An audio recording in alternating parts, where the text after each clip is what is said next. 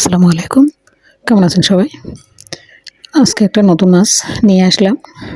Regular অবশ্যই মাছটা পাওয়া যায় না, মাঝে মধ্যে হঠাৎ হয়তো পাওয়া যায়।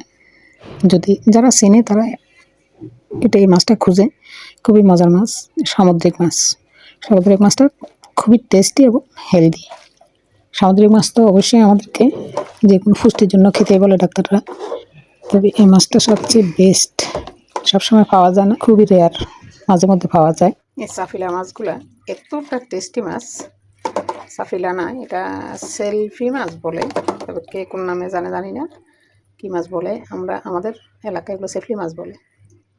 এতটা টেস্টি এই মাছগুলা বলার বাহিরে, শুধু তেল ফেটে, শুধু তেল। যে এখানে টমেটো কেটে দিয়ে একটা আলু কেটে দিলাম, মাছের মতো করে লম্বা মাছ চিকন চিকন করে কেটে দিলাম।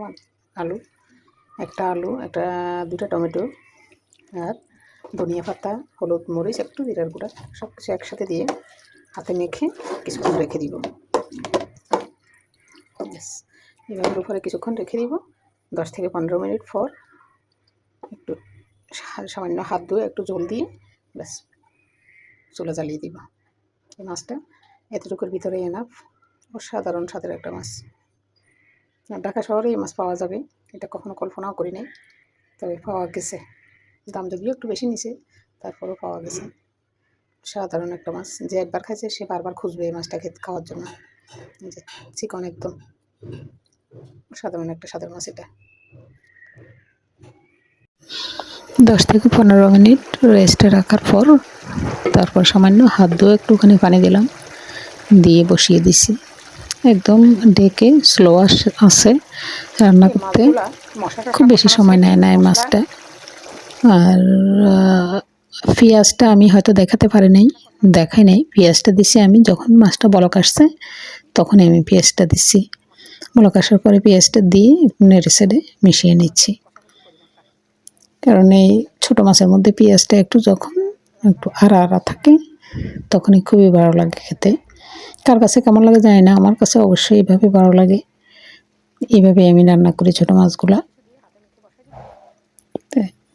আসলে যারা চেনে, আসলে রান্নাটা হচ্ছে যে যার মতো, যে যেভাবে পছন্দ করে সেভাবে রান্না করে, যে যেভাবে রান্না করতে স্বাচ্ছন্দ্য বোধ করে সেভাবে রান্না করা। আসল কথা হচ্ছে এটাই। তো আমরা যে যেভাবে পছন্দ করি ঠিক সেভাবে রান্না করি।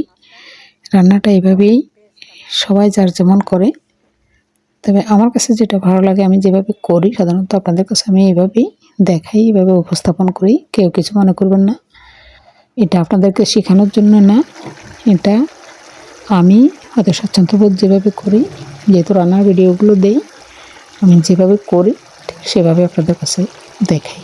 এটাই আপনাদের কারো শেখার জন্য না, সবাই আমার কাছ থেকে ভালোই জানেন, আমার থেকেও। তো এটার জন্য কাউকে শেখানোর জন্য কিছু না, শুধু আমি হয়তো কীভাবে করি, কীভাবে করতেছি, লাইফস্টাইলটা আপনাদের সাথে শেয়ার করা। যাক, ভালো থাকবেন সবাই, সুস্থ থাকবেন, নিরাপদে থাকবেন। সবাইকে অসংখ্য ধন্যবাদ এতক্ষণ সাথে থাকার জন্য। আর আমার সাথে থাকবেন, আমাকে একটু সাপোর্ট করবেন, এটুকুই আপনাদের কাছে আমার চাওয়া, আপনাদের কাছে আমার বলা। একটু সাপোর্ট করে যাবেন, লাইক কমেন্ট করবেন, এটুকুই। যাক, সবাইকে অসংখ্য ধন্যবাদ। ভালো থাকবেন। আসসালামু আলাইকুম।